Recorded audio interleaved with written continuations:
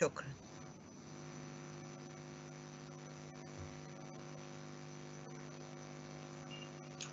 Bonjour, chers élèves. J'espère que vous avez passé une bonne matinée. On vous rappelle, aujourd'hui, il y avait une session spécialisée pour la révision du roman. On a abordé toutes les 3 parties du roman à travers des séries de questions-réponses et dans laquelle on a pu presque déchiffrer tout ce qu'il y a dans le document, l'assimiler très bien pour pouvoir le réviser totalement. Dans cette session, on va commencer par aussi des questions pour le roman, ensuite la grammaire et après cela, il y aura traduction et en fin de compte, on va faire tout un exemplaire d'examen complet pour se rassurer que nous avons bien assimilé notre programme. On commence par le roman. Lisez le passage suivant, puis répondez aux questions. Le 24 février, le bateau avance lentement dans le port de Marseille. Près du pilote se trouve un jeune homme qui surveille chaque mouvement du navire. Comment s'appelle ce jeune homme? C'est une question très facile à laquelle M. Ahmed va nous donner la réponse. Bien sûr, Madame Chérine, c'est une question très facile pour chacun. Ce jeune homme s'appelle Edmond Dantès. Merci, Monsieur Ahmed. C'est Edmond Dantès, c'est le héros de notre roman.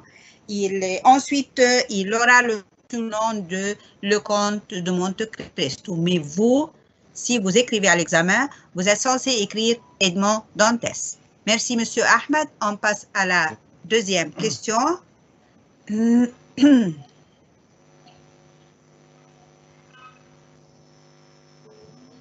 C'est le même passage, le 24 février, le bateau avance lentement dans le port de Marseille.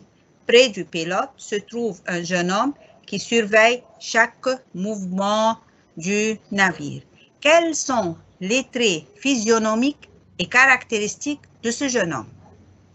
Quels sont les traits physionomiques et caractéristiques de ce jeune homme? Donc, vous devez donner 2 sortes de traits, la description physique et description morale, puisqu'il demande les caractéristiques. Oui, Madame Nermine? Oui, Madame. Ce jeune homme a environ 20 ans. Il est grand, mince, avec de beaux yeux noirs et des cheveux d'ébène. Il a l'air calme et décidé. Il est courageux. Il sait lutter contre le danger. Merci, Madame Nermine. Madame Nermine a commencé par aborder les traits physionomiques. Donc, elle a dit qu'il a environ 20 ans. Il est grand, mince, avec de beaux yeux noirs et des cheveux d'ébène. Tout ça, c'est simplement la description physique de ce jeune homme. Ensuite, elle aborde les traits caractéristiques. Il a l'air calme, décidé, courageux et il sait lutter contre le danger. Merci, Madame Nermine. On passe à la question numéro 3.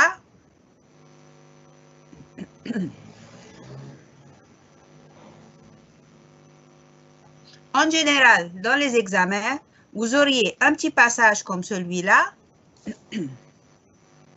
et vous allez répondre à quelques questions de sur ce passage ou qui est alentour de ce passage. Bientôt, une petite barque s'approche du navire jusqu'à le jeune homme quitte son poste, saluer l'homme qui se trouve dans le barque.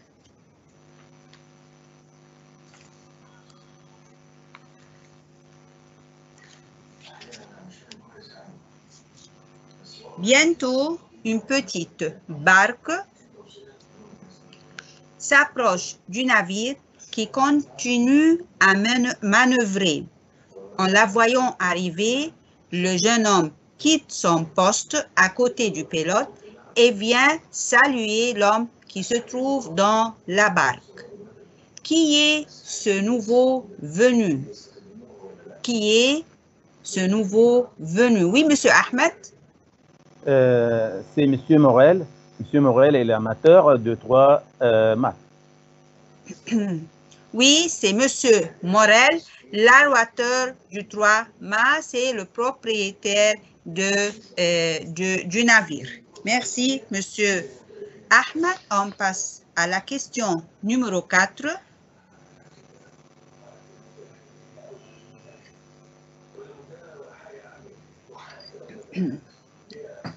Sur la même citation, bientôt une petite barque s'approche du navire qui continue à manœuvrer. En la voyant arriver, le jeune homme quitte son poste à côté du pilote et vient saluer l'homme qui se trouve dans la barque. Qu'est-ce que le jeune homme lui apprend? Quelle est la nouvelle que le jeune homme va apprendre à Monsieur Morel? Oui, Madame Nermine. Oui, madame. Ici, Dantès apprend à Monsieur Morel que le capitaine Leclerc a eu une longue conversation avec le commandant du port. Puis, il a quitté Naples fort agité.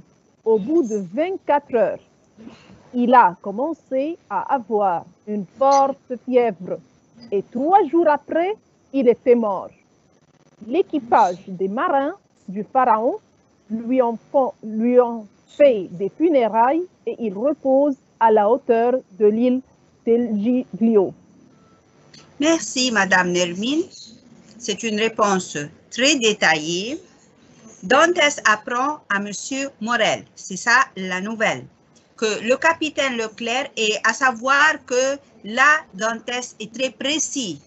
Quand il raconte quelque chose, il raconte minutieusement, avec tous les détails. Que le capitaine Leclerc a eu une longue conversation avec le commandant du port. Puis, il a quitté Naples fort agité. Il est énervé. Au bout de 24 heures, il a commencé à avoir une forte fièvre et 3 jours après, il était mort. L'équipage des marins du Pharaon lui ont fait des funérailles et il repose à la hauteur de l'île d'El Giglio. A remarqué que l'équipage aimait M. Leclerc puisqu'ils lui ont fait des funérailles. Donc, on passe à la question suivante, la question numéro 5.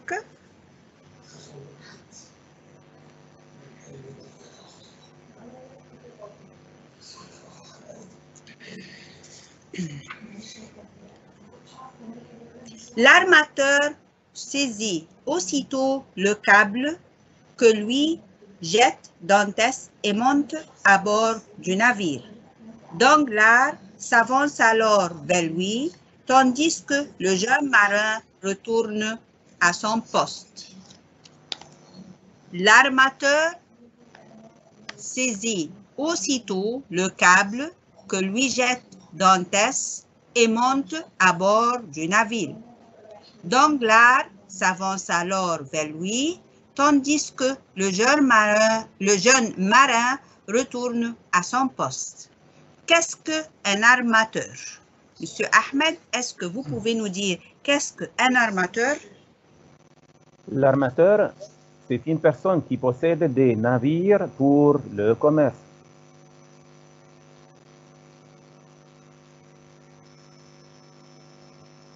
Oui, vous avez totalement raison.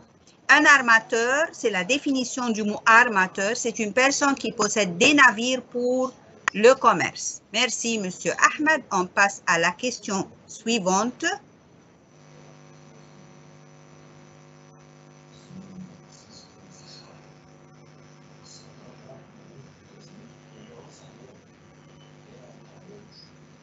question numéro 6. Il porte sur la même citation. L'armateur saisit aussitôt le câble que lui jette Dantès et monte à bord du navire. Danglars s'avance alors vers lui, tandis que le jeune marin retourne à son poste. Quel âge a Danglars et quel est son aspect physique? Nous remarquons que nous avons déjà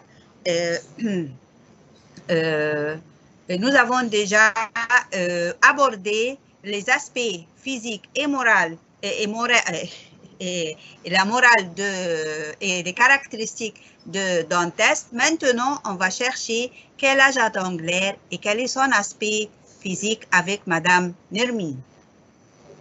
Oui, madame. Danglars a environ 25 ans. A l'aspect antipathique.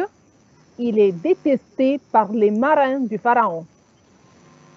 Remarquons ici qu'il y a 5 ans de différence. Il est plus âgé que Dantès. Ensuite, il est antipathique et il est détesté aussi par les marins du Pharaon. Puisqu'il est détesté, donc ses qualités, il ne traite pas les marins d'une façon honnête. On passe à la question numéro 7.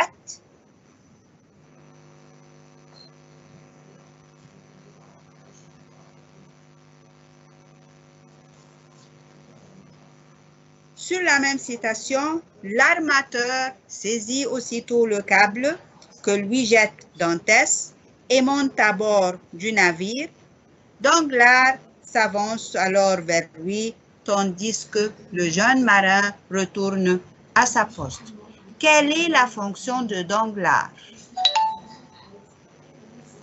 Quelle est la fonction de Danglars, Monsieur Ahmed? Il est responsable des marchandises et du salaire de l'équipage du Pharaon. Il est le comptable de navire. Merci, Monsieur Ahmed. Il est le responsable des marchandises et du salaire de l'équipage du Pharaon. C'est peut-être pour ça qu'on peut savoir pourquoi les marins ne l'aiment pas. Peut-être qu'ils ne leur donnent pas le salaire complet, on ne sait pas. Il est responsable des marchandises aussi et il est comptable du navire. Il est responsable de tout ce qui concerne la comptabilité sur le navire. On passe à la question numéro 8.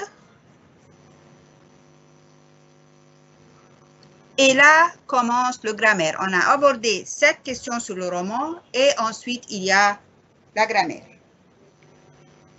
Fait comme indiqué entre parenthèses, choisissez 8 seulement des phrases suivantes de 18 à 26. Nous avons fait exprès de mettre la consigne que vous allez voir dans l'examen.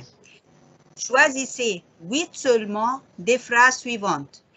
La grammaire dans votre examen commence à la question numéro 18 et se termine à la question numéro 26. Si vous allez faire les 9 questions, il n'y a pas de problème. On va corriger toutes les questions, on va voir les questions qui sont correctes et on va vous donner votre note complète. La question dit, il ne faut pas sortir avant de terminer tout le travail. Il ne faut pas sortir avant de terminer tout le travail. On vous demande de remplacer les mots soulignés avant de terminer tout le travail par un groupe nominal.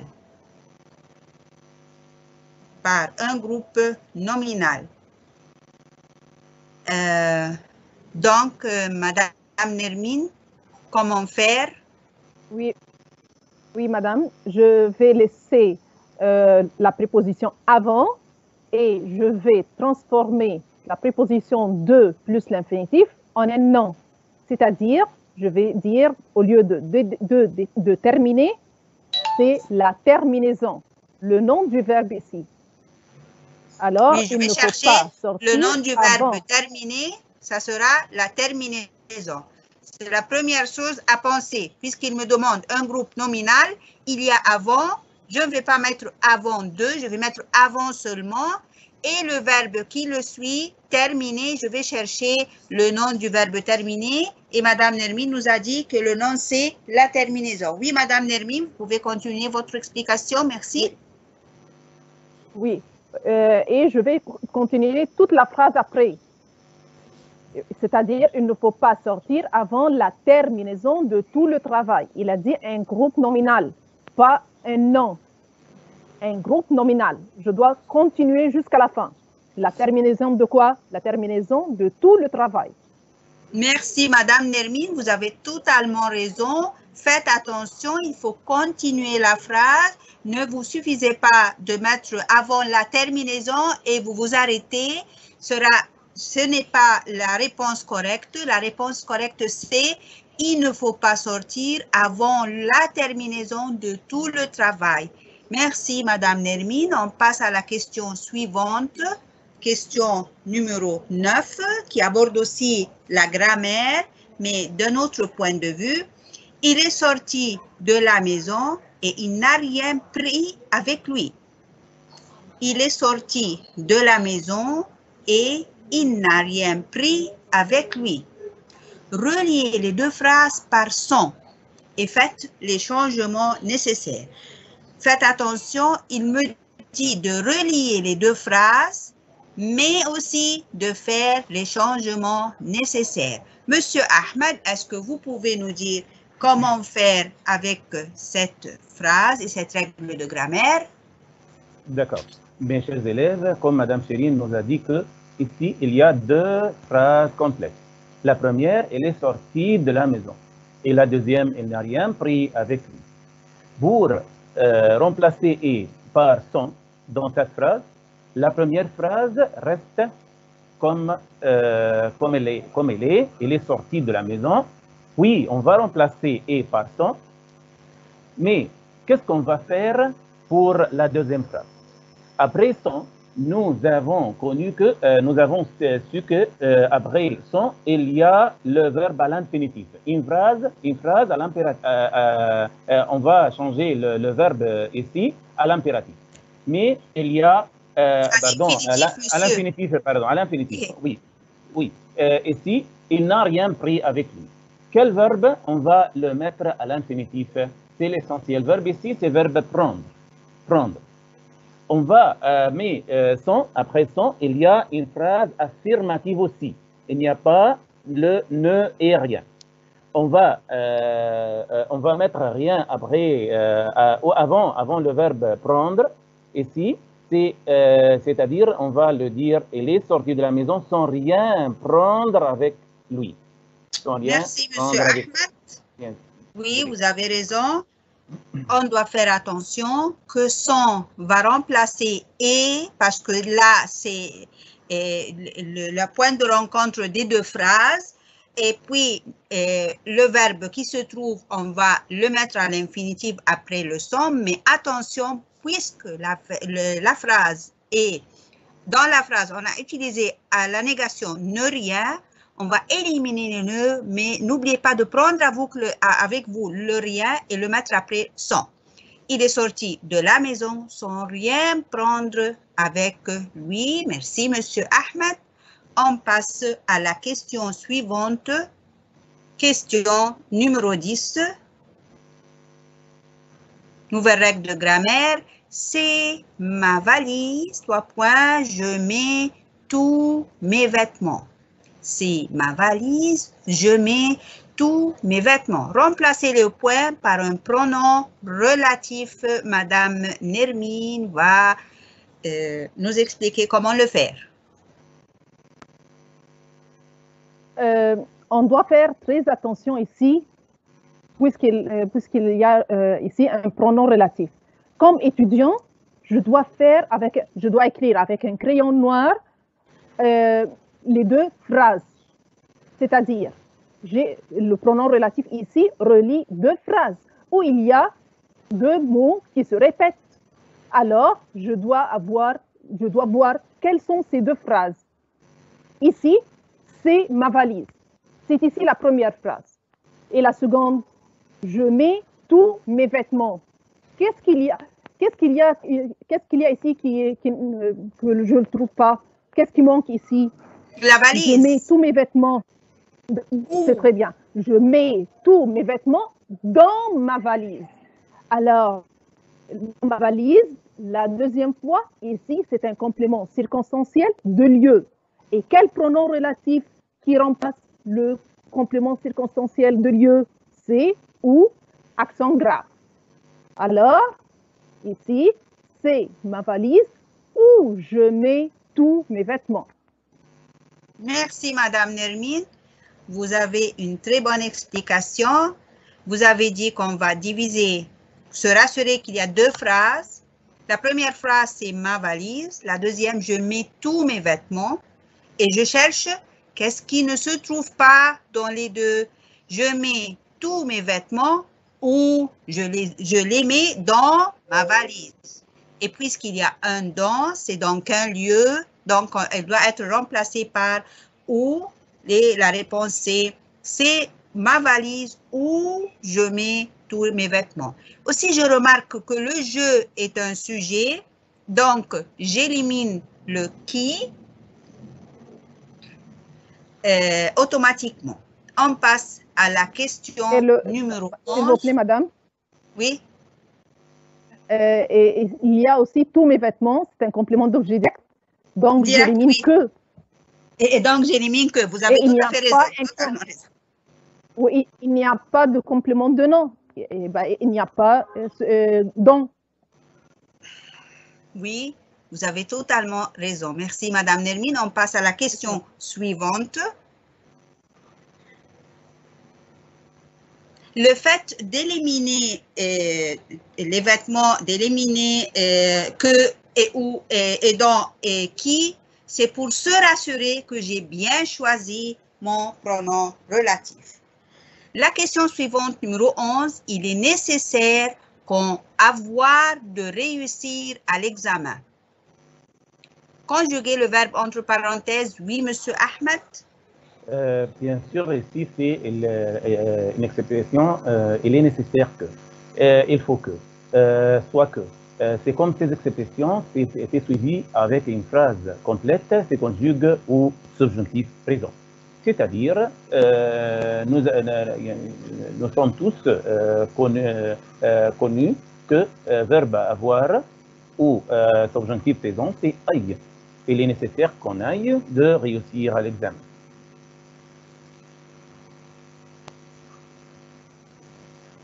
C'est tout, madame. On va changer le verbe avoir, subjonctif présent, après il est nécessaire que. Il est nécessaire qu'on ait réussir à l'examen. On passe à la question suivante.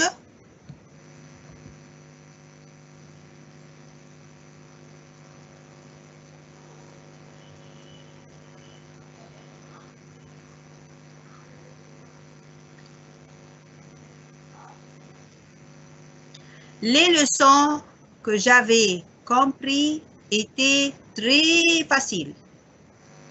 Faites l'accord du participe passé.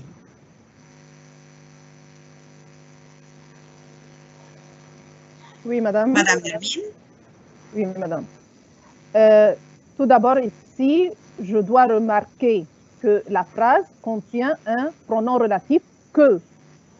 Les leçons que j'avais compris étaient très faciles. Il y a ici que, et que réfère aux leçons. Et on sait très bien, quand le complément d'objet direct est placé avant le verbe, et ce verbe est au passé, on doit faire un accord au participe passé. Si le complément d'objet direct est féminin, on ajoute E. Masculin pluriel, on ajoute S. Féminin pluriel, on ajoute ES. Alors, le que ici réfère aux leçons. Et les leçons ici sont féminin pluriel. On doit écrire compris à la fin ES. Alors, les leçons que j'avais comprises étaient très faciles. Merci, Madame Nermine. On doit faire la liaison entre compris et les leçons. Les leçons que j'avais comprises étaient faciles, comprises avec un SES. Merci, Madame Nermine. On passe à la question suivante.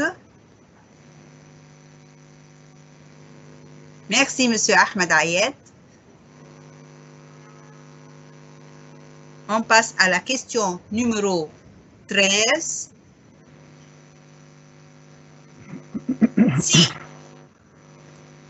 Si mes parents étaient à Alexandrie, je ne pouvoir partir avec vous. Si mes parents étaient à Alexandrie, je ne pouvoir partir avec vous. Conjuguer le verbe entre parenthèses. À votre avis, Monsieur Ahmed, comment faire cette conjugaison? Ici, c'est la règle grammaticale de si. Si, il y a deux phrases. La première phrase vient après si. Le verbe se conjugue à l'imparfait, c'est-à-dire l'autre verbe doit conjuguer au conditionnel présent. C'est la règle. Pour cela, on va conjuguer le verbe pouvoir au conditionnel présent avec je, c'est pourrait. C'est-à-dire la phrase « Si mes parents étaient à Alexandrie, je ne pourrais partir avec vous. Je ne pourrais pas partir avec vous. » Si mes parents étaient à Alexandrie, je ne pourrais pas partir avec vous. On peut dire grâce à Dieu que vos parents ne sont pas à Alexandrie. Comme ça, vous allez partir. On passe à la question numéro 14.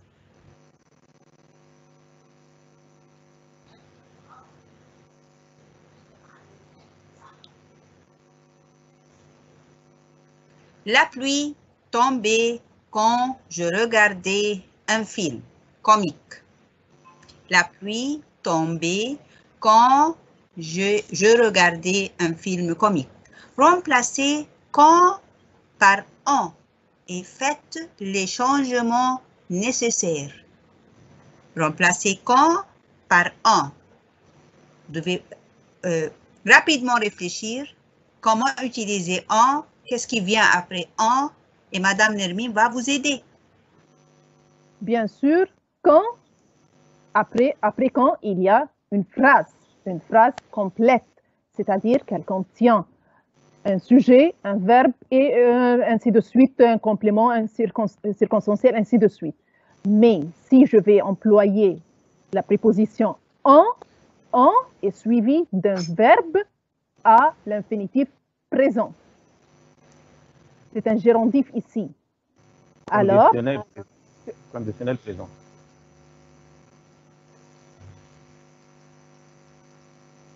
Le participe présent, pardon. Participe présent. Participe présent. Alors, c'est-à-dire ici, on va omettre le quand et le sujet même. Je vais voir le verbe. J'ai ici regarder. Regarder, l'infinitif, c'est regarder avec un ER à la fin.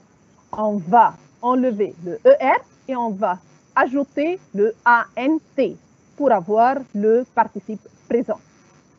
Alors, et on va continuer le reste de la phrase. C'est-à-dire, la réponse sera « La pluie tombait en regardant un film comique ».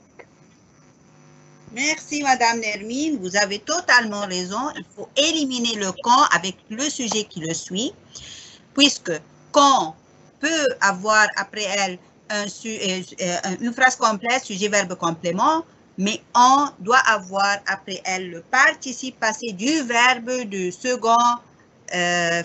la seconde phrase. Donc, la pluie tombait en regardant un film comique. Merci, Madame Nermine. On passe à la question suivante. S'il vous plaît, Madame. Oui. Je veux rappeler les élèves et les étudiants. Ici, oui. Le participe présent, parce que les deux actions se passent en même temps. Parce que il peut avoir remplacé quand je regardais un film comique par une proposition participale. Non, c'est une autre chose tout à fait différente. Oui, Elle va venir dans d'autres examens avec nous. Oui, pour qu'ils comprennent que ici, le on est le participe présent parce que les deux actions sont en même temps. Merci, Madame Nermine. Merci, Madame. Et on passe à la question numéro 15. Les professeurs m'ont offert le cadeau. C'est un peu bizarre. C'est les professeurs qui ont offert le cadeau et non pas l'élève qui a offert le cadeau. Ce sont les professeurs m'ont offert le cadeau. Et pourquoi l'élève? Il se peut que c'est le directeur. Ça va. Les professeurs m'ont offert le cadeau. Mettez à la forme passive. Monsieur Ahmed? Bien sûr, dans cette phrase, il faut faire attention pour changer la phrase à la forme passive. On va chercher ici le complément direct pour commencer cette phrase. Il y a deux compléments ici. Un apostrophe, mais c'est un complément indirect, et l'autre, le cadeau. Pour dire cette phrase correctement, les professeurs ont offert le cadeau à moi, c'est-à-dire on va obligatoire de commencer cette phrase par le cadeau, c'est-à-dire le cadeau, mais on va chercher le verbe, le temps ici, c'est au passé composé. Pour cela, on va conjuguer le verbe être au passé composé. Le cadeau, apostrophe, a été, c'est le verbe être au passé composé. Après cela, on va ajouter le participe passé du verbe essentiel ici, c'est le verbe offrir, c'est offert, comme on voit, le cadeau m'a été offert. Mais attention pour l'accord ici. Est-ce qu'il y a un accord? Je ne peux pas voir ça parce que le cadeau est un nom singulier. Oui, on ne doit pas ajouter l'accord ici, mais on va écrire par les professeurs. C'est-à-dire le cadeau m'a été offert par les professeurs. Oui, vous avez raison, Monsieur Ahmed. On va faire les ciseaux, on dit comme ça, on fait les ciseaux. Les professeurs viennent en arrière et précédés par part, et le cadeau vient en avant. On cherche le temps du verbe. Ici, c'est au passé composé, donc on va mettre le verbe être au passé composé. Le cadeau m'a été offert par les professeurs. Merci, Monsieur Ahmed. On passe à la question suivante, question numéro 16.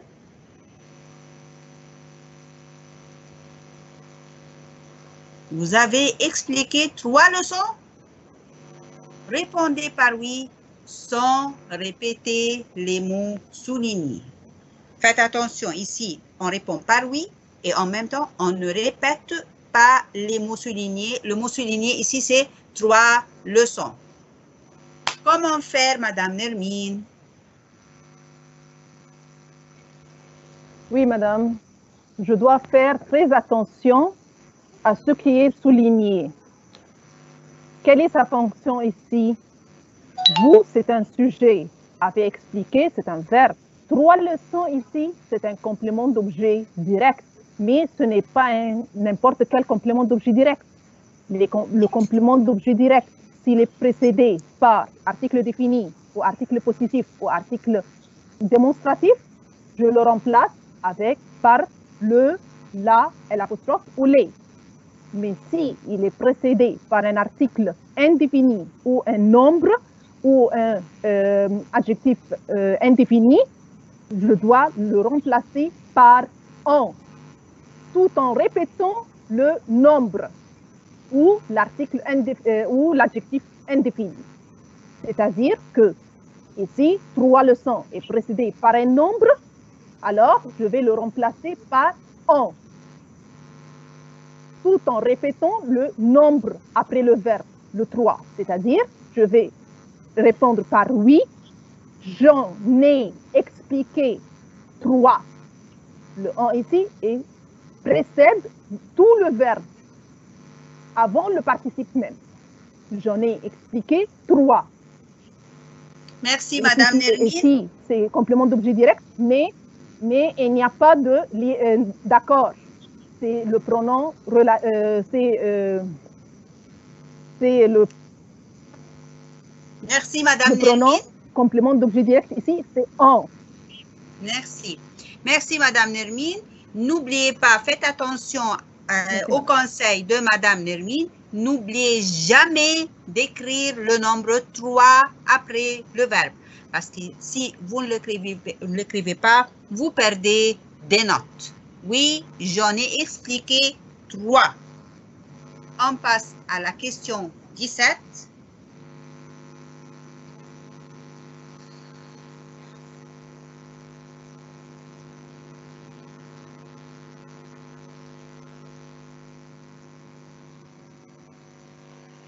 Et là, c'est la traduction. En général, nous avons 2 traductions, une thème et une version. On a commencé ici par la traduction en arabe, la version, dans le cadre de la célébration de la journée mondiale anti-tabac. L'Organisation mondiale de la santé, OMS, a recommandé aux hauts responsables du secteur de diffusion des œuvres artistiques arabes de supprimer les séquences faisant apparaître des acteurs et des actrices fumant des cigarettes ou prenant de la drogue. Quand on a devant nous une traduction, on doit d'abord repérer les mots qui sont difficiles pour moi. Célébration vient du verbe célébrer, et je crois que le mot célébrer, c'est connu chez nous. Célébration, on peut le traduire comment? Célébrer. Madame Nermine. Là, monsieur Ahmed. Oui. Célébrer ou célébration, comment je peux le traduire? Traduire الاحتفال أو يحتفل. تمام. De la journée mondiale anti-tabac. C'est simple ça, anti-tabac, monsieur Ahmed? Oui. اللي هو التدخين أو التبغ أو الدخان. محاربة التدخين أو التبغ أو الدخان. تمام. L'Organisation mondiale de la santé, je crois que ces jours-ci, le nom de l'Organisation mondiale de la santé, c'est le nom le plus répété dans les nouvelles à la télévision.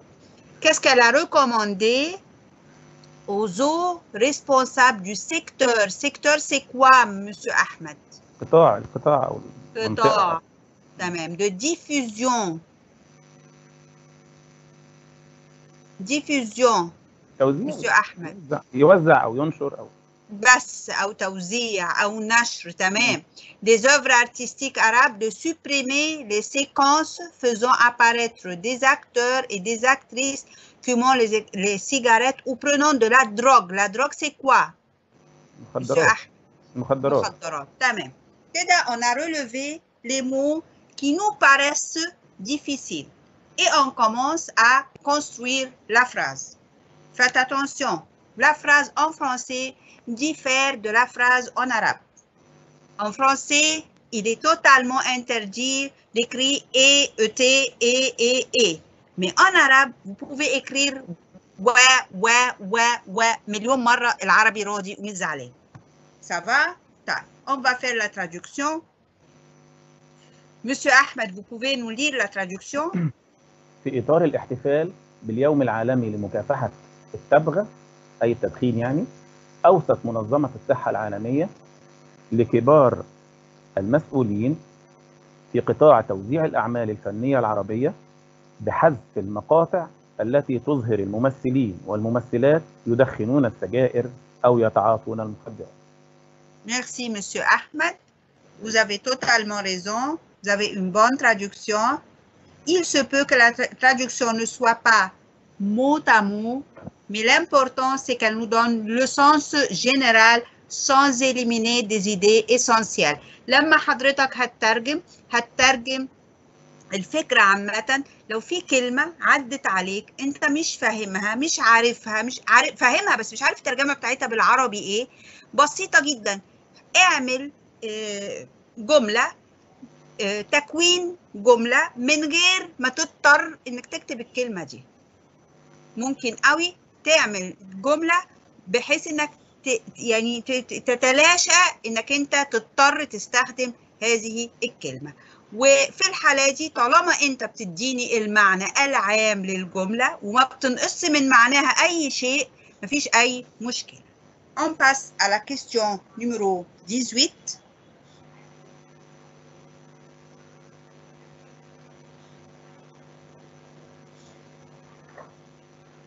Traduisez en français. مع بداية القرن الجديد فقط الذي يمتلك العلم والتكنولوجيا والمعلومات يستطيع أن يستمر في الحياة، فلم يعد التعليم خدمة من بين الخدمات ولكنه استثمار للبلد يلعب دورا فعالا في بناء حضارة مصرية حديثة. مدام نرمين، هل في كلمات عربي شايفاها انها صعبة يعني او مش دارجة بالنسبة لنا ان احنا متعودين يعني عليها بتعدي علينا كتير؟ يعني مثلا كلمة قرن. طب كلمة قرن دي تبقى ايه؟ سياكل. سياكل. معلومات. information. خدمة.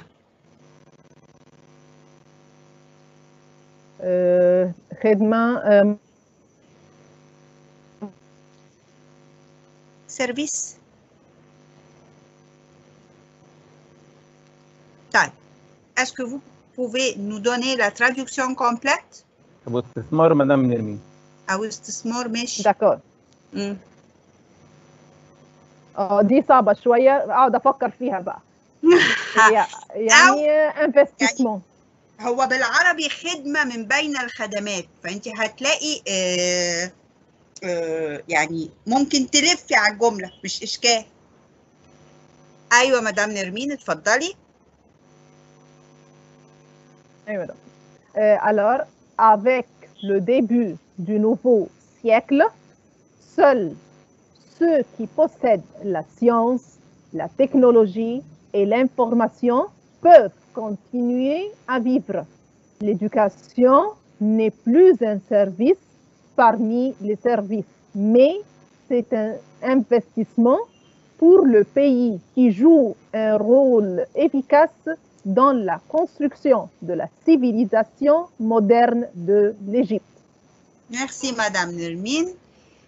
Vous voyez ici الذي يمتلك العلم والتكنولوجيا والمعلومات في وده en arabe c'est normal, mais en français on peut pas le faire comme ça.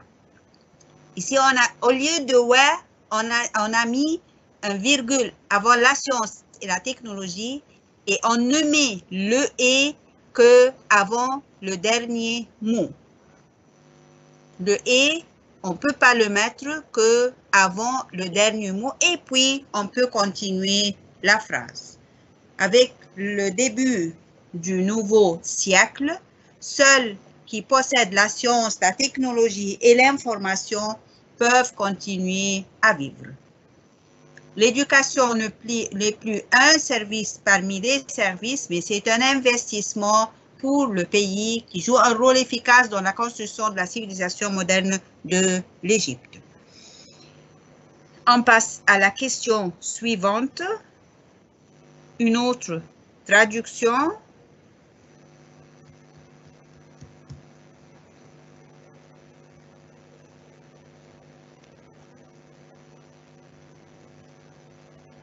Traduisez en arabe avec un titre communiqué à travers l'art numérique. La jeunesse et l'art numérique est un projet proposé sur Internet. Il offre à des groupes de jeunes de différentes régions du monde l'occasion de développer un travail de création à partir d'outils numériques adaptés. Ce projet permet aux jeunes de mettre en valeur leurs talents artistiques et d'engager un dialogue brisant les barrières sociales et culturelles. On recommence et on cherche les mots difficiles. L'art numérique, c'est quoi, Monsieur Ahmed? الفن. فن الرقم. الرقمي. نيوميريك. تمام. أي حاجة نيوميريك يبقى رقمي. Il offre de groupes de jeunes de différentes régions du monde l'occasion de développer un travail de création. Création, c'est quoi? إنشاء أو خلق أو ابتكار. À partir d'outils numériques adaptés. مطبقة أو تطبق. تمام. Ce projet permet aux jeunes de mettre en valeur leur talent artistique. المواهب الفنية بتاعتهم. Et d'engager un dialogue brisant les barrières sociales. Les barrières, الحواجز الاجتماعية. تمام. Et culturelle et ثقافية. تمام. Donc toute la traduction بعد إذنك monsieur أحمد sera quoi? التواصل من خلال الفن الرقمي. الشباب والفن الرقمي هو مشروع معروض على الإنترنت، وهو يقدم لمجموعة من الشباب من مناطق مختلفة من العالم، حيث يقدم لهم الفرصة لتطوير العمل الإبداعي باستخدام أدوات رقمية مناسبة، ويتيح هذا المشروع للشباب عرض مواهبهم الفنية وبدء حوار يكسر الحواجز الاجتماعية والثقافية. Merci, monsieur Ahmed. Est-ce que vous pouvez nous lire la traduction de la première phrase une autre fois? Premier paragraphe. Premier paragraphe. الشباب هنا راب. الشباب والفن الرقمي هو مشروع معروض على الإنترنت، وهو يقدم لمجموعة من الشباب من مناطق مختلفة من العالم، حيث يقدم لهم الفرصة لتطوير العمل الإبداعي باستخدام أدوات رقمية مناسبة. لو خدنا بالنا مسيو أحمد جه بيقول حيث يقدم لهم الفرصة. الترجمة لو انت ترجمتها موتامو من العرب مش نافعة كده، لكن عشان التورنير فراز اون عرب تمشي كان لازم يضيف لها الحتة دي عشان يقدر يدي السونس او المعنى. ما تنساش ان التراديكسيون عمرها ما بتبقى موتامو، لا هي بتبقى السونس بتاع الجملة مش موتامو.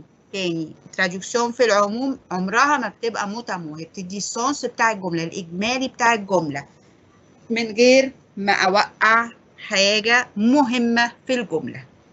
تمام؟ طيب كده الحمد لله احنا خلصنا الريفيزيون السريعة بتاعتنا.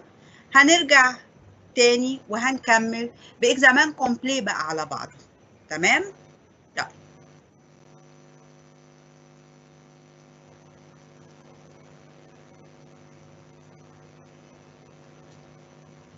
إكزامان كومبلي يبقى طبعا في دوكيومون وهنقرا الدوكيومون.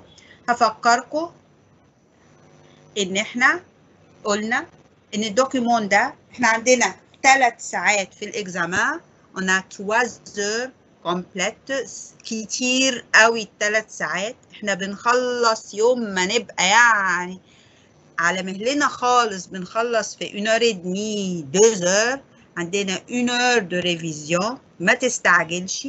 هتقرا الدوكيومون première fois ou deuxième fois ou troisième fois لو انت عايز كمان لو في حاجة ناقصاك. البريمير فوا هتقرا عشان توصل للسونس اون جنرال. الدوزيام فوا هتقرا عشان اكتر تبقى تقريبا عارف كل جمله كاسكا لابورد كاسكا فو دير. لو في دي مو ديفيسيل on va faire des petites cercles autour des mots difficiles ومش اشكال المو ديفيسيل ده. لو في مو ديفيسيل يعني في الغالب ما بيبقاش فيه مو ديفيسيل حضرتك من السونس اون جنرال هتقدر تعرف المو ديفيسيل دي معناها ايه. خلاص بعد كده هنبتدي ناخد الاسئله. هقرا لكم انا مره واحده بس انت ما تنساش في الاكزامان هتقرا على الاقل مرتين. L'importance des téléphones portables dans la société moderne. Les téléphones portables sont devenus une nécessité pour beaucoup de gens dans le monde entier. La capacité de rester en contact avec la famille, les associés d'affaires et l'accès aux mails sont seulement quelques-unes des raisons de l'importance croissante des téléphones portables. Techniquement avancés, ils sont capables aujourd'hui non seulement de recevoir et de placer des appels de téléphone portable, mais de stocker des données, prenant des photos et peuvent même être utilisés comme talkie-walkies. Quand les téléphones portables ont été présentés pour la première fois au public, ils étaient encombrants et chers. De même, la bonne réception était un problème important et généralement, les téléphones portables pourraient seulement être utilisés dans quelques endroits où le signal était particulièrement fort. Pendant que la technologie des téléphones portables avançait, le difficile en les employant est devenu de moins en moins important. Aujourd'hui, la réception des téléphones portables s'est améliorée considérablement vu l'utilisation des satellites et des services sans fil. Les téléphones portables modernes sont capables, grâce à l'accès d'Internet, d'envoyer et de recevoir des photos et des dossiers, et quelques-uns sont équipés de la technologie du GPS. Tenant compte de l'usage dans la plupart des endroits autour du monde et permettant au téléphone portable d'être trouvé ou l'utilisateur d'être situé en cas de la perte ou de l'urgence.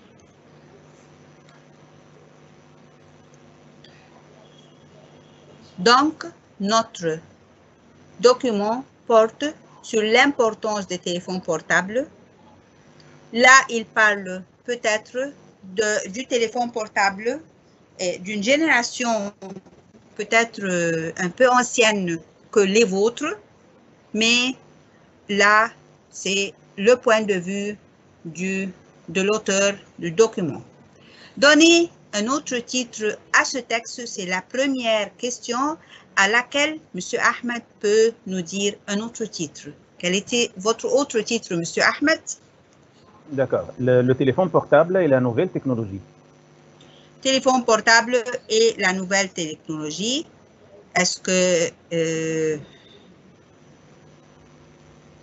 il se peut qu'il y ait d'autres propositions? Je crois que l'utilisation du téléphone portable. Utilisation moderne des téléphones portables.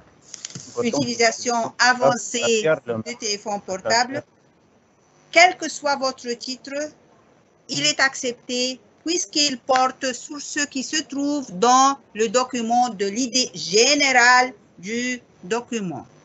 Donc, vous avez toute la liberté de mettre un titre, mais qu'il soit relié au sujet du document, au thème du document. Merci, M. Ahmed. On passe à la question suivante.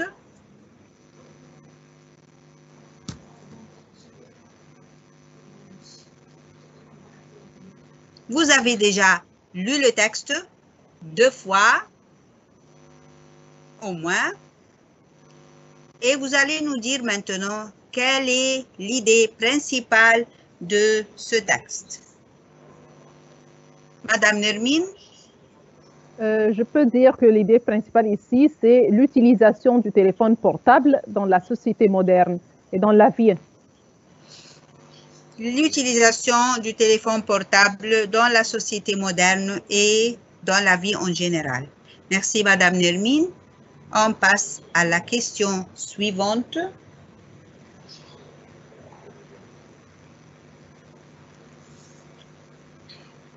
Maintenant, les questions seront plus décisives et c'est plus facile de trouver les réponses dans votre document. Pourquoi les téléphones portables sont-ils devenus nécessaires dans le monde entier? Est-ce que vous avez trouvé la réponse, M. Ahmed? Oui, bien sûr, Madame Chérine. La réponse est très facile qui se trouve dans le document. qui dit, ou commence, les téléphones portables sont devenus une nécessité pour beaucoup de gens dans le monde entier. La capacité de rester en contact avec la famille, les associés d'affaires et l'accès à l'email sont seulement quelques-unes des raisons de l'importance croissante de téléphones portables techniquement avancés et sont capables aujourd'hui non seulement de recevoir et de placer les appels de téléphone portable, mais de stocker des données prenant des photos et peuvent même être utilisés comme TalkieWalkie. Merci, Monsieur Ahmed. Si un élève répond seulement par les deux premières phrases, c'est quand les téléphones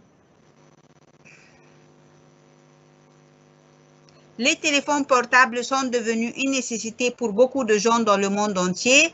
La capacité de rester en contact avec la famille, les associés d'affaires et l'accès à l'email sont seulement quelques-unes des raisons de l'importance croissante des téléphones portables. Et il se limite à ces deux phrases. C'est juste. Monsieur Ahmed a voulu être plus détaillé. Il a voulu faire une réponse tout à fait complète et il a continué par techniquement avancé. Ils sont capables aujourd'hui non seulement de recevoir et de placer des appels de téléphone portable, mais de stocker des données, prenant des photos et peuvent même être comme TalkieWalkie. Ça va? Donc ici, on vous dit qu'il y a une flexibilité dans la correction. Il peut répondre par les deux premières phrases et sa réponse est acceptée. Il va prendre sa note complète. Qu'en pensez-vous, Monsieur Ahmed? Pardon? Pardon, madame? Merci, Monsieur Ahmed. Oui, monsieur. La personne qui écrit les deux phrases seulement, c'est une phrase complète ici, mais peut-être il y a des informations qui se suivent après ça sur la même question. On doit l'ajouter. Oui, vous avez totalement raison. Vous avez fait une réponse complète, très comme il faut, mais je rassure mes élèves que nous ne sommes pas très sévères en corrigeant leurs examens quand même. On passe à la question suivante. Nous sommes sévères, mais pas très sévères. Oui. On passe à la question suivante, numéro 4. Comment étaient les téléphones portables au début, Madame Nermine? Oui, madame. On va trouver ici la réponse dans le deuxième paragraphe. Les portables étaient encombrants et chers. Je peux finir ma réponse ici, mais je peux continuer. De même, la bonne réception était un problème important et généralement, les téléphones portables pourraient seulement être utilisés dans quelques endroits où le signal était particulièrement fort. Merci, Madame Nermine. Madame Nermine veut prendre toute sa note. Elle veut être rassurée en sortant de l'examen qu'elle n'a pas perdu, qu'elle n'a rien perdu de note. Donc, elle dit une réponse totalement complète. Ils étaient encombrants et chers. De même, la bonne réception était un problème important et généralement, les téléphones portables pourraient seulement être utilisés dans quelques endroits où le signal était particulièrement fort. Merci, Madame Nermine. On passe à la question suivante.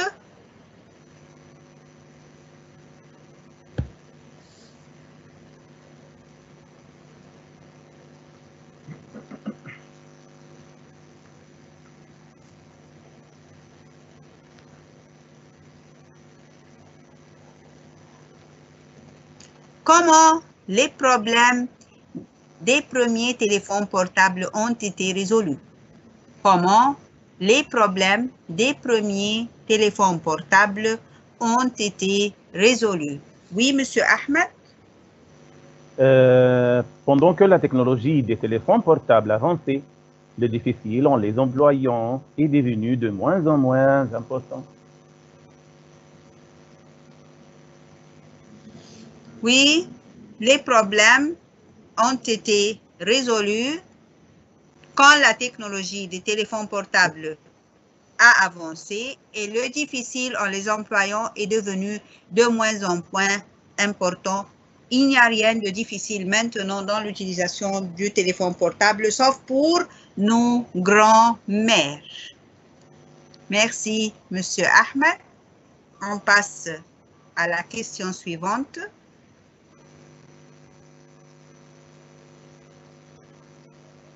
Pendant que la technologie des téléphones portables avançait, le difficile en les employant est devenu de moins en moins. Pourquoi la réception des téléphones portables s'est-elle améliorée? Pourquoi la réception des téléphones portables s'est-elle améliorée? Quelle technologie a facilité la réception des téléphones portables? Madame Nermine? Oui, la réponse se trouve ici dans le 3e paragraphe, la 2e ligne. Aujourd'hui, la réception des téléphones portables s'est améliorée considérablement vu l'utilisation des satellites et des services sans fil. Merci, Madame Nermine. Donc, c'est l'utilisation des satellites et les services sans fil qui a amélioré considérablement la réception des téléphones portables. Merci, Madame Nermine. Vous remarquez que les questions, on trouve la réponse directement dans le document. Mais attention, méfiez-vous, il y aura toujours une question qui n'est pas directe. Une question au moins qui n'est pas directe. Méfiez-vous, lisez bien votre document et révisez bien. Ne vous précipitez pas à sortir de l'examen. Vous prenez tout votre temps. Vous avez 3 heures. Restez à réviser les 3 heures. On passe à la question suivante, la dernière question du document.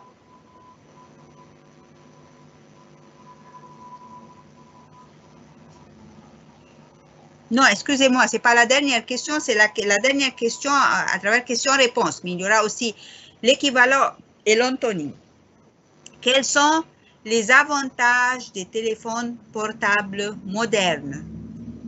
Attention, les avantages qui se trouvent dans ce document et non pas tous les avantages qui se trouvent dans votre téléphone portable. Hein? Oui, Monsieur Ahmed.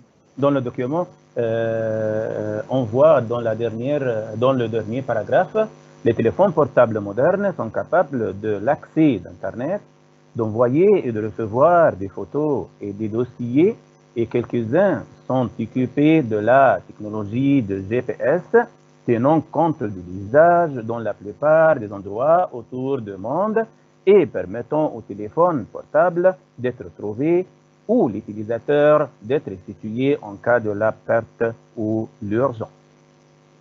Ce sont tous les avantages du téléphone portable, c'est maintenant. Ce sont tous les avantages qui se trouvent dans notre document parce qu'il y a d'autres avantages qui ne sont pas cités dans ce document. Les téléphones portables modernes sont capables de quoi? Grâce à l'accès Internet, d'envoyer, de recevoir des photos et des dossiers. Et quelques-uns sont équipés de la technologie du GPS, tenant compte de l'usage dans la plupart des endroits autour du monde et permettant au téléphone portable d'être trouvé ou l'utilisateur lui-même d'être situé en cas de la perte ou de l'urgence. On passe à la question numéro 8.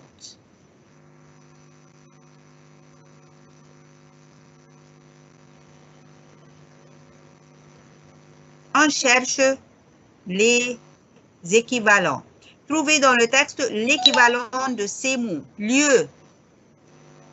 Vous devez trouver l'équivalent ou dans le texte et non pas l'équivalent que vous savez. Vous devez trouver le mot dans le texte. Quel est l'équivalent du mot lieu, Madame Nermine? C'est endroit. Où est-ce que vous avez dans le deuxième paragraphe. Le mot endroit? Oui. dans le deuxième paragraphe. Voilà, quatrième ligne, le premier mot, c'est endroit. Merci, Madame Nermine. À remarquer que endroit est écrit dans le document pluriel et l'équivalent qui dans la question, c'est au pluriel aussi. Passez à la question suivante, question numéro 9. Quel est l'équivalent du mot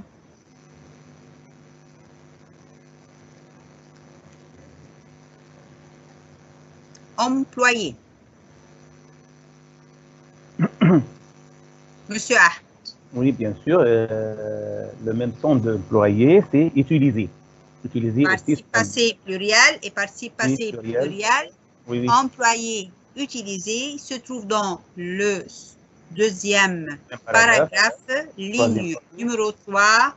Oui, utiliser et employé, c'est son équivalent. Merci, Monsieur Ahmed. On passe à la question suivante.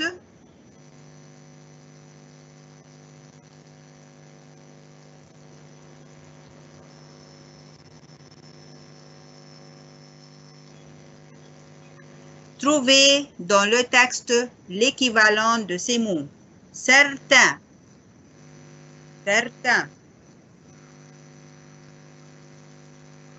Quel est l'équivalent, Madame Nermine, du mot certain dans notre texte? C'est quelques dans le deuxième paragraphe. Avant endroit, quelques endroits. Oui, dans le deuxième paragraphe, il y a quelques endroits où le signal était particulièrement fort. Dans le deuxième paragraphe, troisième ligne, dernier mot. On passe à la question suivante.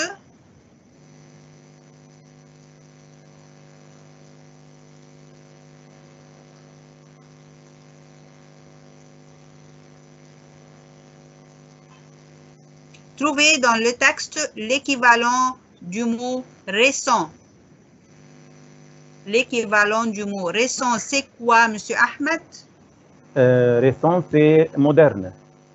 Moderne. Où se trouve le mot moderne dans notre texte? Dernier paragraphe, première ligne. Oui. Au dernier paragraphe, première ligne. Les téléphones portables modernes. Oui, vous avez totalement raison. Merci, Monsieur Ahmed. On passe à la question suivante.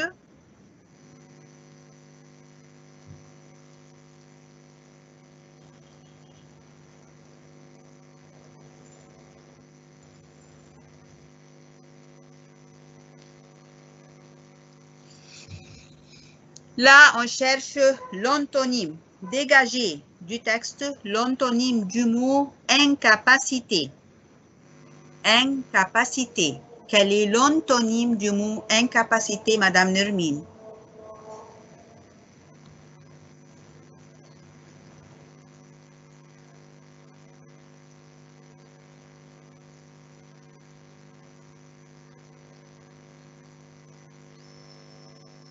Oui, madame.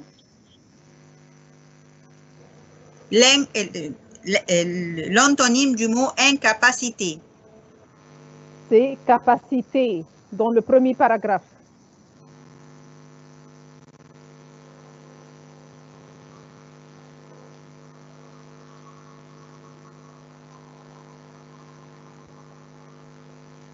La deuxième ligne, madame. Oui, merci, Madame Nermine. On passe à la question suivante.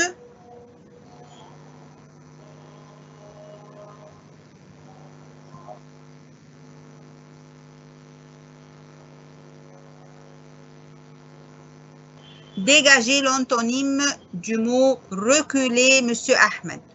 Le mot reculer, quel est son antonyme dans le texte? Avancer. Avancer. Où se trouve-t-il? Je crois que avancer. C'est quelle ligne? Sur l'arrière où il se trouve ce mot. Premier paragraphe, oui, quatrième ligne, techniquement avancé, bien sûr, bien sûr. Merci, monsieur. Merci, monsieur. Premier paragraphe, quatrième ligne. Merci, messieurs. Ahmed. Premier paragraphe, quatrième ligne. Et on passe à la question suivante, la question numéro 14, l'avant-dernière question. Quel est l'antonyme du mot dernier? Ça, c'est très facile. Dernière. Quel est l'antonyme du mot dernière? Mais attention, dans le texte. C'est première dans le deuxième paragraphe, la première ligne. Merci, Madame Nermine. C'est première, deuxième paragraphe, première ligne. Et la dernière question, on cherche l'antonyme de quel mot? La dernière question. Dégagez du texte l'antonyme du mot faible. Faible.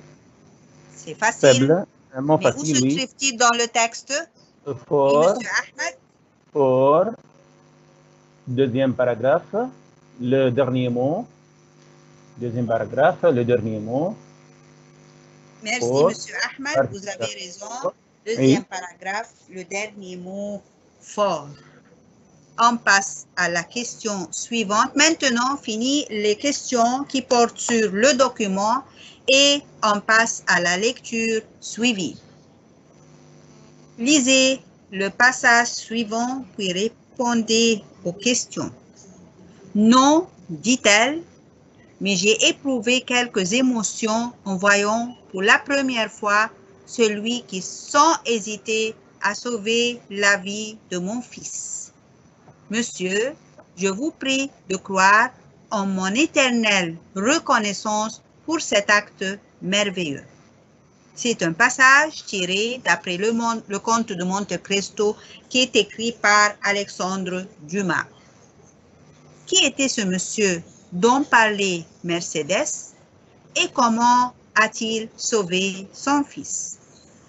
Si vous avez suivi avec nous la révision qui était aujourd'hui matin de 10h à midi, ça sera très facile pour vous de répondre à cette question. Donc, quelle était la réponse, Madame Nermine? Qui était ce monsieur dont parlait Mercedes? Oui, ce monsieur était Edmond Dantès. Il a connu Albert de Morcerf, le fils de Mercedes, au cours d'un voyage en Italie et qu'il avait sauvé des mains de bandits. Merci, Madame Nermine. Ce monsieur était Edmond Dantès. Il a connu Albert de Morcerf, le fils de Mercedes, au cours d'un voyage en Italie et il a sauvé Albert des mains de bandits. Si vous avez bien lu votre roman, vous savez aussi qu'il y avait une relation antérieure à cette connaissance. C'était que Edmond Dantès était l'époux de Mercedes. On passe à la question suivante.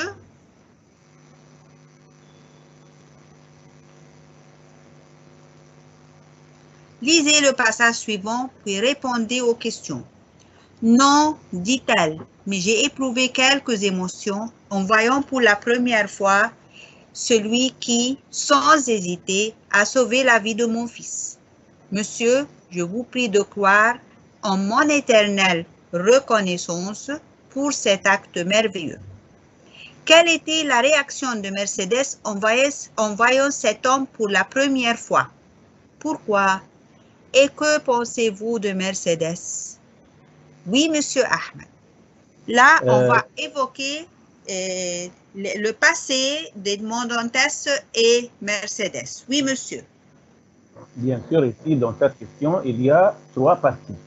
La première partie, quelle était la réaction de Mercedes en voyant cet homme pour la première fois? La réponse, en voyant Monte Cristo, la comtesse éprouve une très forte émotion. Elle devient immobile et pâle et laisse tomber sa main qui tient la poignée de la porte et le remercie pour son acte merveilleux. Mais pourquoi? Parce qu'il reconnaît Dantès son action fiancé, son ancien fiancé. Ça. La troisième partie, c'est que pensez-vous de Mercedes? Elle est honnête et sage, elle ne sait rien, mais je crois qu'elle aime Dantès, mais en même temps, elle ne peut pas l'avouer. Merci, Monsieur Ahmed. Vous avez fait une très bonne remarque que l'élève, notre élève, doit faire attention si la question se compose d'une seule partie, de deux parties ou de trois parties, pour qu'il ne laisse pas tomber une partie de la question et il perd une partie de sa note. Ici, la question se compose de trois parties. Quelle était la réaction de Mercedes en voyant cet homme pour la première fois? Et pourquoi? Et que pensez-vous de Mercedes? Chaque point d'interrogation, vous devez faire un petit cercle autour de ce point d'interrogation et mettre un 1 sur la première point d'interrogation qui se trouve après le mot foi, un 2 sur la première, sur le mot l'interrogation qui se trouve après le mot pourquoi et un 3 sur le point d'interrogation qui se trouve après le mot Mercedes. Comme ça, en révisant, vous allez chercher est-ce que vous avez répondu à 1, est-ce que vous avez répondu à 2 et est-ce que vous avez répondu à 3 pour se rassurer, pour être sûr qu'on n'a rien oublié. La réponse était en voyant Monte Cristo, la comtesse éprouve une très forte émotion. Elle devient immobile et pâle et laisse tomber sa main qui tient la poignée de la porte. Elle le remercie pour son acte merveilleux.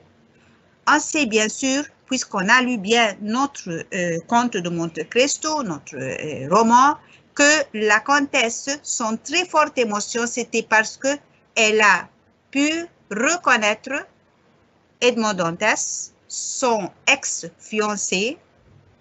Elle est immobile et pâle parce que maintenant elle est entre son ex-fiancé dont elle était amoureuse et son mari. Mais quand même, elle le remercie pour son acte merveilleux qui était qu'elle a sauvé son fils. Pourquoi? Parce qu'elle reconnaît Dantès, son ancien fiancé. Et que pensez-vous de Mercedes? Elle est honnête et sage. Elle est honnête parce que elle n'a rien fait pendant tout le roman et elle est sage quand même parce qu'à la fin, elle n'a rien dit en rencontrant Dantès et en même temps, elle n'a pas trahi son mari. Elle ne sait rien, mais personnellement, je crois, puisqu'elle me dit que pensez-vous, puisque la question me dit que pensez-vous, je peux mettre mon point de vue. Essayez toujours que votre point de vue soit positif. Je crois qu'elle aime Dantès, mais en même temps, elle ne peut pas l'avouer parce qu'elle ne veut pas trahir son mari. On passe à la question suivante. Toujours après la lecture suivie via la grammaire. Mais attention, avec le nouveau système, le booklet, il se peut qu'il y ait des différences dans l'ordre des questions. Mais toujours, les questions de la lecture suivie seront successives, les questions de la grammaire seront successives, mais ne vous inquiétez pas. Faites comme indiqué entre parenthèses, choisissez 8 seulement des phrases suivantes de 18 à 26. Si vous répondez à toutes les questions, c'est mieux. Les travaux bloqués, la route. Commencez cette phrase par la route. Madame Nermine, comment faire pour commencer la phrase avec la route? Pour ne pas faire des fautes, je fais ici un ciseau. Je trace un grand X. Les travaux viennent à droite. La route vient à gauche. Ainsi, je commence par la route. Et je vois le verbe, à quel temps il est conjugué. C'est à l'imparfait. Alors, l'auxiliaire être ici va être à l'imparfait. Mais le sujet ici va être la route. Alors, l'imparfait ici de verbe être va être été, AIT à la fin. Et je vais apporter le participe passé du verbe ici, c'est bloquer, c'est un verbe premier groupe, alors il va se terminer par E accent aigu. Je n'oublie pas que le sujet ici, c'est la route, féminin, singulier. Je dois ajouter un E au participe passé bloqué. Alors, la route était bloquée par les travaux. Merci, Madame Nermine. N'oubliez pas de mettre le par, parce que toujours, il y a parfois Oui. des élèves qui écrivent la phrase très correctement et oublient de mettre le par. Par est avant les travaux. On passe à la question suivante. Question numéro 19. Il m'a parlé de Marseille. Il va à Marseille en vacances. Monsieur Ahmed, reliez les deux phrases par un pronom relatif. Pour utiliser le pronom relatif ici, on va chercher dans les deux phrases quel mot ici, quel nom ici dans les deux phrases, c'est pareil. La première phrase Marseille et l'autre phrase à Marseille. Oui, Mais vous avez à raison, Marseille, Monsieur Ahmed. Le mot répété est Marseille dans la première phrase et Marseille dans la seconde phrase. Et ensuite, Oui. qu'est-ce que j'ai fait faire? Pour trouver le pronom relatif ici, Marseille, c'est un lieu, un mot complément indirect. Et il y a la préposition à, c'est-à-dire on va utiliser le pronom relatif ou accent aigu. C'est-à-dire la phrase, il m'a parlé de Marseille où il va en vacances. Et comment je sais que c'est indirect? Parce qu'il y a la préposition à avant le mot Marseille dans le second phrase. Merci, Monsieur Oui, Ahmed. On passe à la question suivante.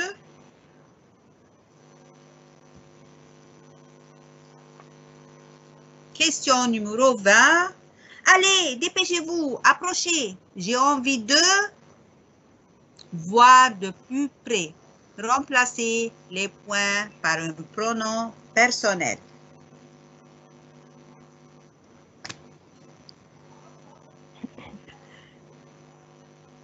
Madame Nermine? Oui, madame. Ici, je dois faire très attention à toute la phrase. Sûrement, il y a quelque chose qui va m'aider à savoir quel pronom personnel je vais mettre ici. Ici, je vais mettre un pronom personnel qui remplace un complément d'objet direct. J'ai envie de voir soit quelque chose, soit quelqu'un. Je dois savoir ici à quoi le complément d'objet direct réfère. Ici, je dois lire la phrase au début. C'est « allez »,« dépêchez-vous »,« approchez ». Ce sont des verbes à l'impératif qui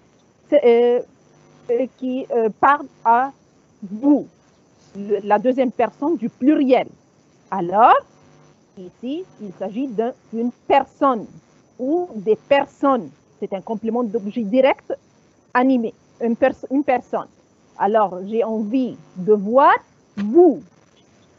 Alors, je vais mettre vous ici avant le verbe. C'est un pronom personnel. J'ai envie de vous voir de plus près. Merci, Madame Nermine. Allez, dépêchez-vous, approchez. J'ai envie de vous voir de plus près. On passe à la question numéro 21. Si l'homme avait été conscient, il ne pas polluer la terre. Si l'homme avait été conscient, il ne pas polluer la terre et Monsieur Ahmed va nous donner la conjugaison du verbe ne pas polluer.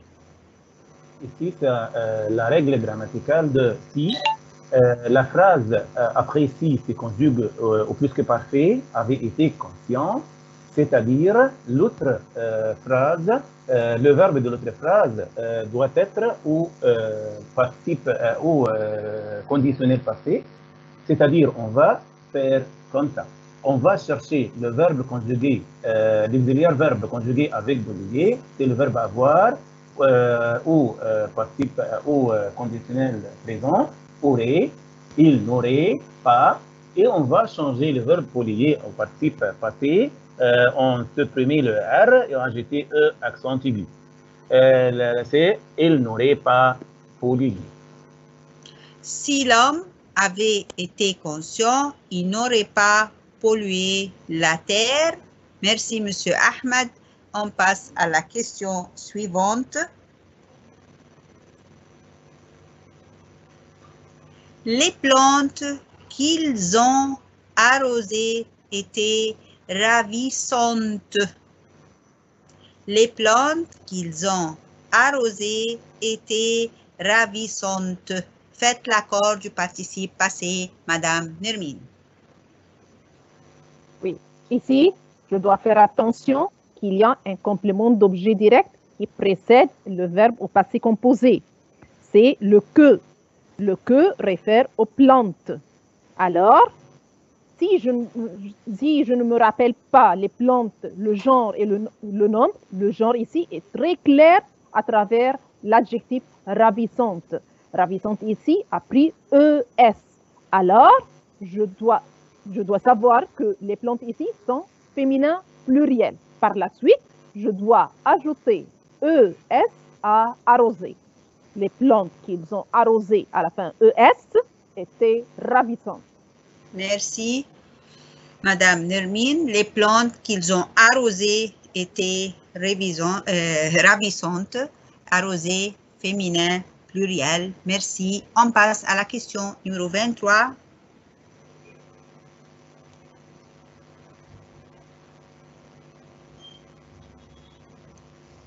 Les chaises de ma sœur sont confortables.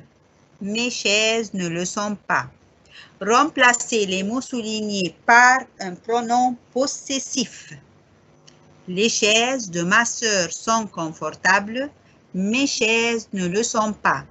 Remplacez les mots soulignés par un pronom possessif. Oui, Monsieur Ahmed? Le pronom possessif, c'est comme le mien, la mienne, le mien, les miennes. Non, Monsieur Ahmed, excusez-moi, on n'entend pas votre voix. Il est très loin. Oui, oui. Les chaises de ma sœur sont confortables, les miennes ne le sont pas. Merci, Monsieur Ahmed. Je vais répéter la question parce que la voix, il y a un problème. Les chaises de ma sœur sont confortables, mes chaises ne le sont pas.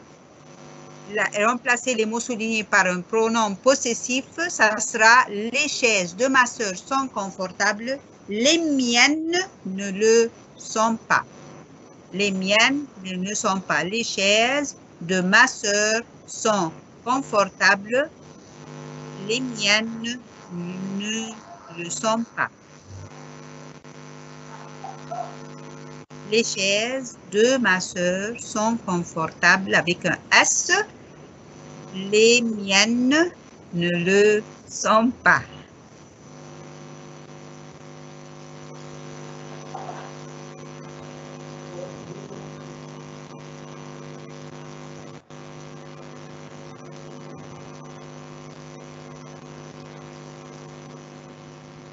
Merci, Monsieur Ahmed Ayed. Je répète la réponse. Les chaises de ma sœur sont confortables. Les miennes ne le sont pas. On passe à la question suivante, numéro 24.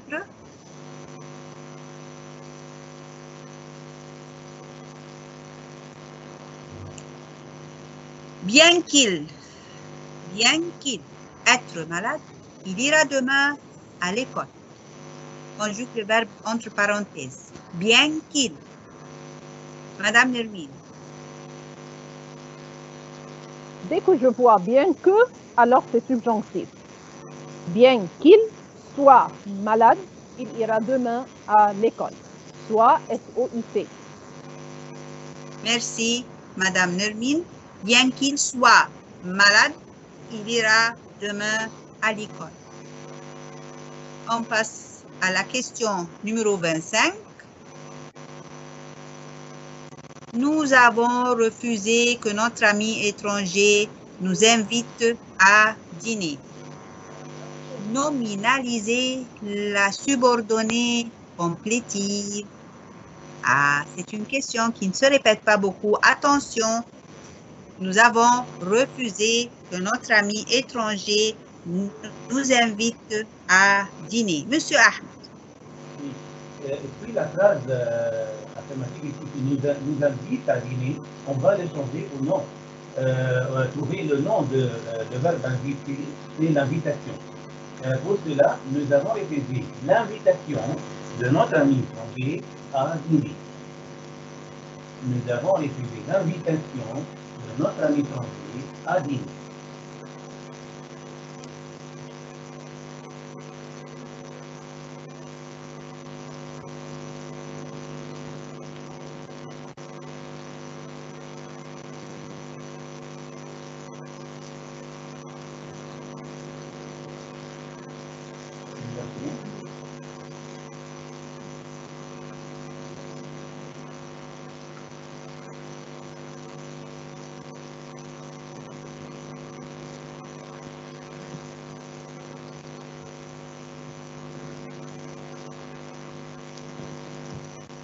Merci, Monsieur Ahmed. Nous avons refusé l'invitation de notre ami étranger à dîner. À remarquer que nous invite, on l'a transformé en l'invitation. On a trouvé le nom du mot invité et on passe à la question numéro 26.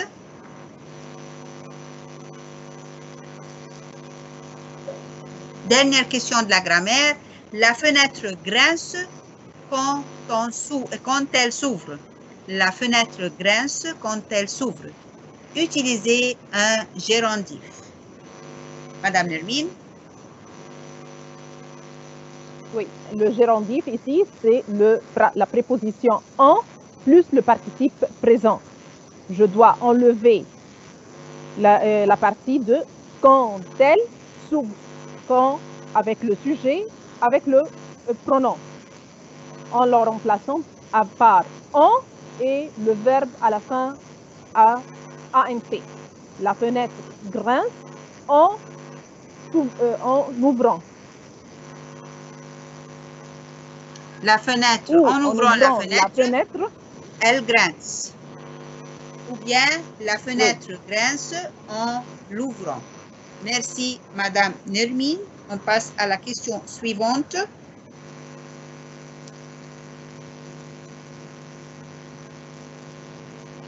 Là, c'est la production.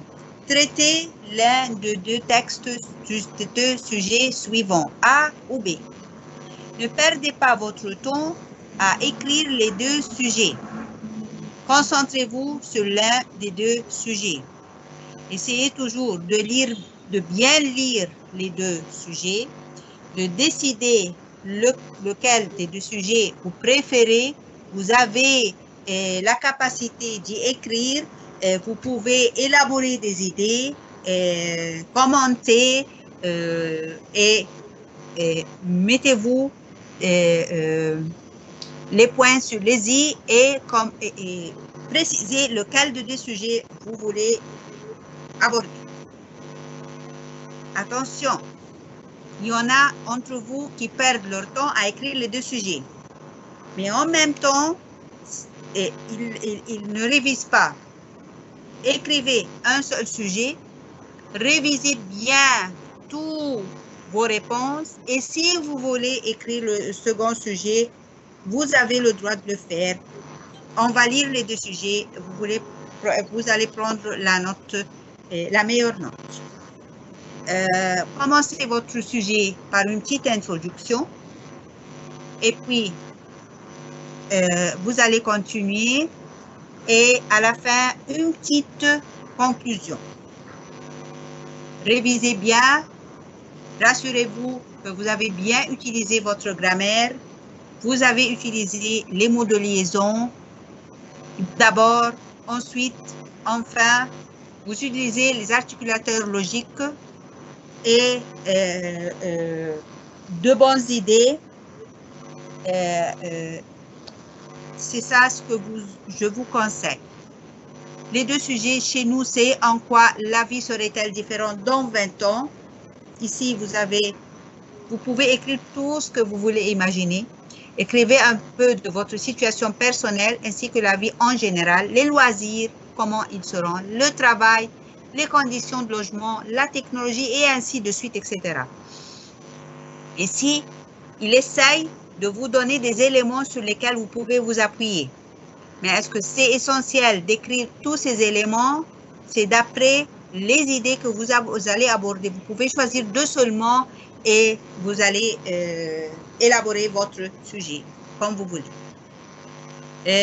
Deuxième sujet, c'est vous avez assisté à une noce ou à une fête, soit chez des parents, soit chez des amis.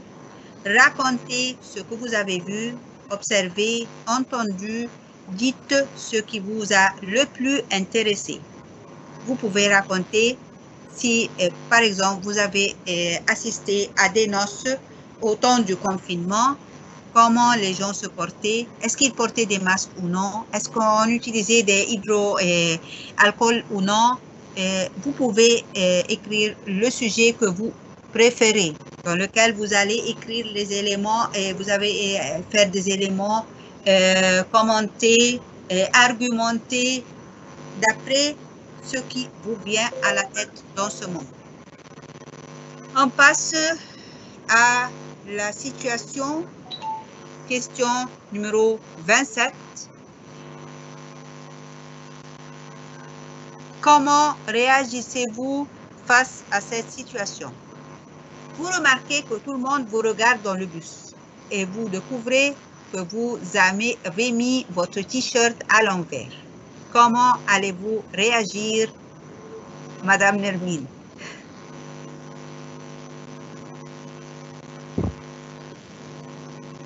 C'est difficile à réagir. Pourquoi? Vous pouvez vous comporter comme si vous avez fait exprès que vous l'avez mis à l'envers. C'est la mode. J'allais avoir honte, wallah. Au début, vous allez avoir honte. Remarquez, vous devez écrire 5 lignes. Hein?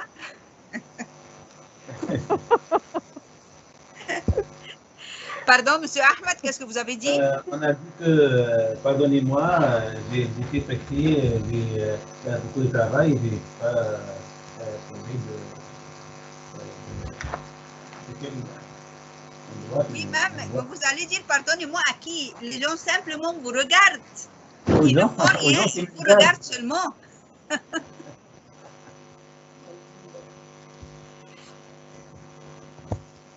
C'est vrai, vous avez raison. Vous pouvez dire à celui qui est à côté de toi, oui, moi aujourd'hui j'avais beaucoup de travail, j'étais pressée pour descendre, je dois arriver à l'heure, faire une petite histoire comme ça pour lui justifier pourquoi vous avez mis votre t-shirt à l'envers. Ou bien, vous pouvez dire simplement que c'est la mode.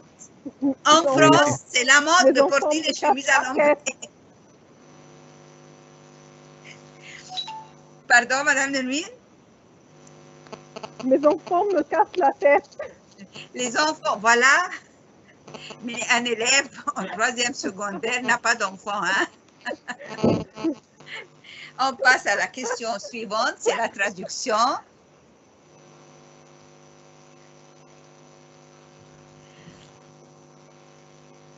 Traduisez en arabe. Thème, les amateurs de lecture avaient rendez-vous la semaine dernière au club El Gezira pour l'inauguration du salon du livre de l'Ahram. Les membres du club ont exprimé leur satisfaction à l'égard des livres présentés, notamment en ce qui concerne la littérature, la politique et la religion. Monsieur Ahmed, est-ce qu'il y a des mots difficiles? Je crois que l'inauguration, c'est quoi? L'inauguration, c'est Ftitah. Oui, bien sûr. Satisfaction. Reda. Reda. À l'égard.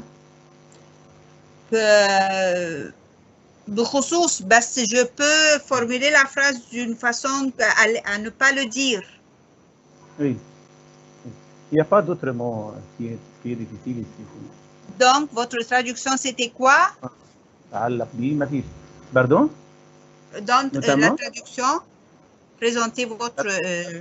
أقيم في الأسبوع الماضي بنادي الجزيرة لقاء لهواة القراءة حيث تم افتتاح معرض الأهرام للكتاب، وقد عبر الأعضاء عن رضاهم التام عما تم عرضه من كتب، وخصوصا ما تتعلق بالكتب الأدبية والسياسية والدينية. Merci, Monsieur Ahmed. C'était une traduction simple. Je crois que c'est pas difficile. On passe à la dernière question de notre examen et de notre session. C'est traduisez en français. يحتفل المصريون في كل عام بعيد الربيع، وفي هذا اليوم يخرج الناس من منازلهم للتنزه والتمتع بجمال الطبيعة والذهاب إلى الحدائق ومشاهدة ما تحتويه من أشجار ونباتات وزهور، ويتناولون أنواع من الأطعمة المختلفة كأنواع الأسماك المتعددة والبيض الملون والخس إلخ إلخ إلخ. Madame Nermine. C'est simple aussi, madame. C'est simple. Il n'y a pas de mots difficiles. Oui. Donc, votre traduction sera peut-être يحتفل, c'est célèbre. Célèbre. Moi, je ne crois pas que c'est difficile. Oui. Les Égyptiens célèbrent annuellement la fête du printemps. Ce jour-là, ils sortent de leur maison pour se promener et user de la beauté de la nature. Je peux aussi dire jouir de la beauté de la nature. Ils vont au parc, ils regardent les arbres, les plantes et les fleurs. Ils mangent de différents types d'aliments comme les poissons, les œufs colorés, la laitue, etc. Oui. Merci, Madame Nermine. Les œufs, vous avez raison, il faut ici ajouter le mot coloré après les œufs. Les Égyptiens célèbrent annuellement ou chaque année, les Égyptiens célèbrent, les deux versions sont justes, la fête du printemps. Ce jour-là, ils sortent de leur maison pour se promener et jouir de la beauté de la nature. Ils vont au parc. Ils regardent les arbres, les plantes et les fleurs. Ils mangent de différents types d'aliments comme les poissons, les œufs colorés et la laitue, etc. Ainsi, nous arrivons à la fin de notre session. Je remercie Madame Mona Hosni, Madame Noha Ibrahim El-Ahwani et Madame Azza Omar Sadiq. Je remercie aussi Monsieur Ahmed Khalil, Monsieur Ahmed Ayed, Madame Nermine, et je remercie aussi mes élèves qui ont participé à notre session. Notre prochaine session sera demain matin, le mercredi, de 10h à midi. Une autre session sera demain de 6h à 8h du soir. ألف شكر لمدام منى حسني، لمدام نهى الأهواني، والمدام عزة صادق، مدام نرمين سلطان، وكل الشكر والتحية لمسيو أحمد زين ومسيو أحمد عياد، وبشكركم جميعا وإلى اللقاء إن شاء الله.